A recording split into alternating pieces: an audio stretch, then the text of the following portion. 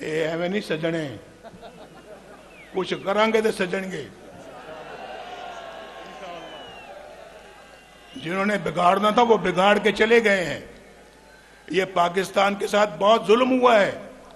हम नारे तो बहुत लगाते हैं, लेकिन ये जान जोखों का काम होगा इस पाकिस्तान को दोबारा पटरी पे लेकर आना।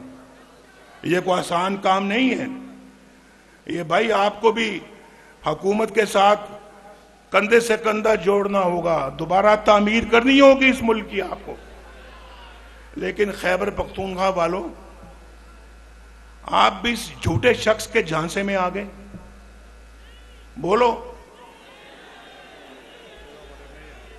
आप भी इस झूठे शख्स के झांसे में आ गए। यार वोट तो आपने दिया था, हुकूमत तो यहां थी उसकी। हुकूमत तो खैबर पख्तूनख्वा में उस पार्टी की थी। और मुझे बड़ी अच्छी तरह से याद है जब 2013 के इलेक्शन हुए, तो जब मैं वज़ीर आज़म बन गया, मौलाना फजलुर रहमान साहब हमारे बड़े अच्छे साथी हैं और बेपनाह इज्जत करता हूं मैं उनकी, बड़ा एहतराम करता हूं। वो मेरे पास आए वज़ीर आज़म हाउस में, मुझे कहते हैं नवाज शरीफ साहब, हमारे पास भी बहुत तादाद है लोगों की, मेंबरों की, असेंबली के मेंबरों की। आप और हमारी हुकूमत, हमारी पार्टी मिलकर खैबर पख्तूनख्वा में हुकूमत बना सकते हैं, तो हम बनाते हैं। मैंने कहा देखो मौलाना साहब, आप बिल्कुल बजा फरमाते हैं। अददी एतबार से उनकी पार्टी जो है वो हमसे 1, 2, 3 वोटों से ज्यादा है, तो उनका हक पहुंचता है कि वो गवर्नमेंट बनाए, और वो गवर्नमेंट बनाने का हक हमें उनसे नहीं छीनना चाहिए। इधर उधर हो जाए, वो आप बैठ जाएं, शाबाश। आप यही कह रहे हैं ना आप, शाबाश। आपको मैं नजर आ रहा हूं आपको, बेटा थोड़ा थोड़ा नीचे हो जाए, ये ऊंचे कद वाले जरा नीचे हो जाए। भाई फिलहाल तो मैं आज यहां वजीर आजम बनने के लिए नहीं आया, आज तो मैं यहां इलेक्शन लड़ने आया हूं। इलेक्शन भाई, इन सब ने इंशाल्लाह मुझे वोट देना है। क्यों भी देना वोट या नहीं देना नवाज शरीफ को? जिन्होंने वोट देना वो हाथ खड़ा करो। ये सारा जलसा ही वोट दे रहा है माशाल्लाह। ये पूरा मानसेरा यहां आया हुआ है, और इंशाल्लाह देखो ये बात समझ, मरियम यहां पे इलेक्शन लड़ने नहीं आई, लेकिन मुझे मरियम ने कहा था कि मैंने मानसेरा आपके साथ जरूर जाना है। मानसेरा और केपीके में, सुनिए मेरी बात, मानसेरा को जो मैंने आज देखा है, मैं हेलीकॉप्टर से आया, लेकिन यहां मैं गाड़ी में भी घूमा हूं। मुझे मानसेरा वही लगा है जो मैंने आज से 10 साल पहले देखा था, जो मैंने 20 साल पहले देखा था, जो 40 साल पहले देखा था। वही मानसेरा है, कुछ नहीं बदला, कुछ नहीं बदला। और सुने आप, कुछ बदला नहीं है। मैं सिर्फ आपसे पूछता हूं, ये केपीके के अवाम से पूछता हूं, इससे पूछता हूं, ये जो खड़ा है यहां पे अमीर मकाम, ये सवात से है, पेशावर से है, इससे भी पूछता हूं, यहां जो 10 साल जिनकी हुकूमत रही है केपीके में, उन्होंने केपीके का और मानसेरा का क्या किया? क्या बनाया उन्होंने यहां पर? मुझे बताएं क्या बनाया है, क्या सवारा है मानसेरे का? मैं तो वजीर आजम था, यहां वजीर आला किसी और पार्टी का था। उस पार्टी के सदर को भी आप जानते हैं, चेयरमैन को भी आप जानते हैं, उस पार्टी की हुकूमत को भी जानते हैं, जो 10 साल यहां पर हुक्मरान रही। क्या बनाया उन्होंने केपीके का? केपीके में कोई नया केपीके बनाया? कोई नया पाकिस्तान बनाया? कोई तब्दीली आई? कोई बेहतरी आई? बल्कि यहां पर अगर किसी ने कुछ बनाया है तो वो फिर इस मोटरवे पे जाके देखे कि नवाज शरीफ ने यहां पे क्या बनाया है। मोटरवे देखी कभी या नहीं देखी? अच्छा सुनो, आज मैंने मोटरवे पे आना था और मेरा पूरा इरादा था कि मैं मोटरवे से इस्लामाबाद से मानसेरा जाऊं। बड़ा शौक है मुझे इस मोटरवे को देखने का, जो अपने हाथों से बनाई, लेकिन जब वो तैयार हुई तो मैं जेल में था और वो मुकम्मल हो गई। अल्लाह का शुक्र है, बेहतरीन और बहुत खूबसूरत मोटरवे है ये, और मानसेरा तक आती है। आप जानते हैं, जो मेरा ख्याल है कि 30 साल से ऊपर वाले लोग हैं या जो 20 साल से ज्यादा उम्र वाले लोग हैं, वो जरा मुझे बताएं कि मोटरवे में आज इस्लामाबाद से मानसेरा या मानसेरा से इस्लामाबाद कितनी देर में पहुंचते हैं आप? ज्यादा से ज्यादा 2 घंटों में। मैंने किसी से पूछा, अभी मैंने किसी से क्या, सफदर से पूछा, सफदर से, ये तकरीबन महीने में 1-2 दफा यहां आते हैं और आजकल तो यहां मुकीम है। मैंने कहा सफदर मुझे बताओ कि ये मोटरवे में आप इस्लामाबाद से मानसेरा कितनी देर में पहुंचते हैं?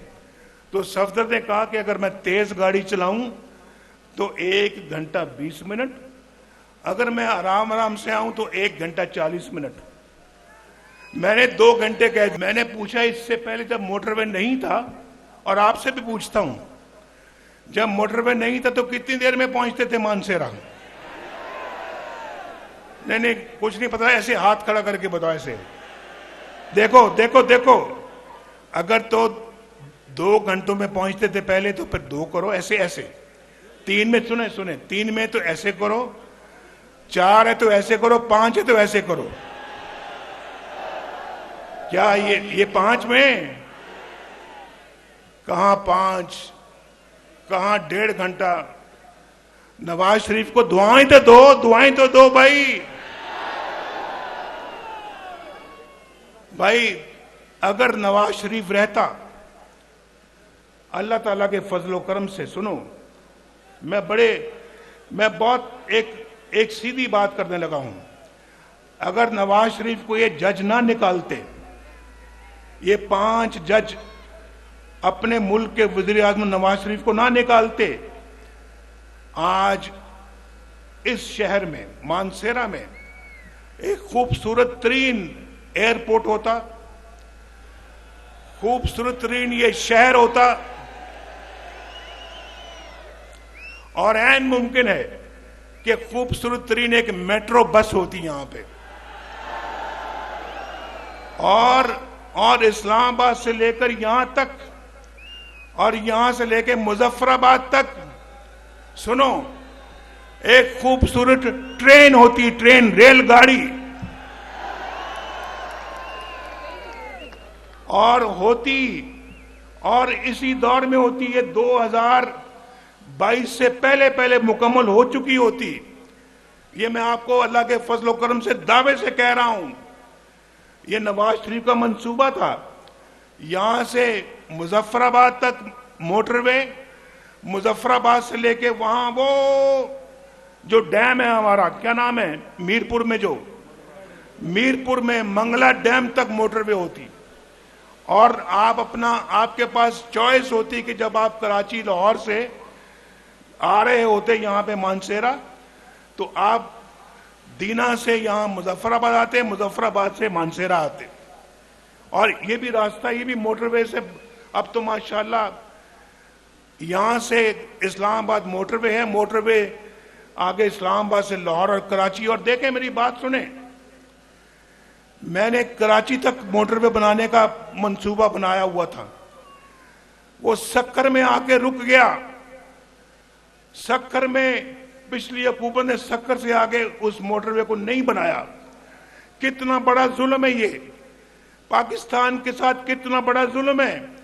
नवाज शरीफ ने आके अल्हम्दुलिल्लाह मुल्क में लोड शेडिंग का खात्मा किया।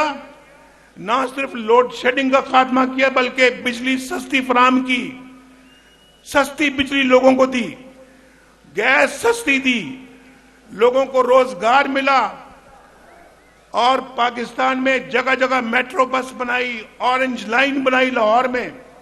उसके बाद पाकिस्तान की बिल्कुल एक ओवरहॉलिंग शुरू की हमने। और अगर मैं समझता हूं हमें अपनी हुकूमत की मुद्दत पूरी करने दी गई होती, उसके बाद अगली हुकूमत भी अल्लाह के फजल करम से आपने मुस्लिम लीग को देनी थी। यहां कोई मानसरमा मैं दावे के साथ कहता हूं, अल्लाह के फजल करम से कोई शख्स, कोई नौजवान यहां पर बेरोजगार ना होता, सबके पास बाइज्जत रोजगार होता। यहां पर हर घराना खुशहाल होता, हर घर में रोशनी के चिराग जल रहे होते। और पाकिस्तान के अंदर एक जमाना था, नवाज शरीफ वज़ीर आज़म था, आपको याद होना चाहिए, सब्जियां 10-10 रुपए किलो बिकती थी। सब्जियां 10 रुपए किलो बिकती थी या नहीं बिकती थी? और 60 रुपए लीटर तेल था, पेट्रोल था या नहीं था? और घी सस्ता था, चीनी 50 रुपए किलो थी। और उसके बाद आप जानते हैं कि पाकिस्तान के अंदर कोई महंगाई नहीं थी, अल्लाह ताला की बड़ी बरकत थी। लेकिन इन जालिमों ने पाकिस्तान का सत्यानाश किया, पाकिस्तान को डगर से निकाल कर नीचे गिरा दिया। और आज हम पीछे रहते रहते दुनिया में बहुत पीछे रह गए हैं। रुपया 104 रुपए, डॉलर 104 रुपए पे हमने बांध के रखा हुआ था, आज डॉलर ही कंट्रोल में नहीं आता। और ये सब कुछ ये जो है ये तोहफा, ये बदनसीब तोहफा ये पिछली हुकूमत ने आपको दिया है। नवाज शरीफ तो एक बहुत उम्दा पाकिस्तान छोड़कर गया था, बहुत उम्दा पाकिस्तान छोड़कर गया था या नहीं? बोलो।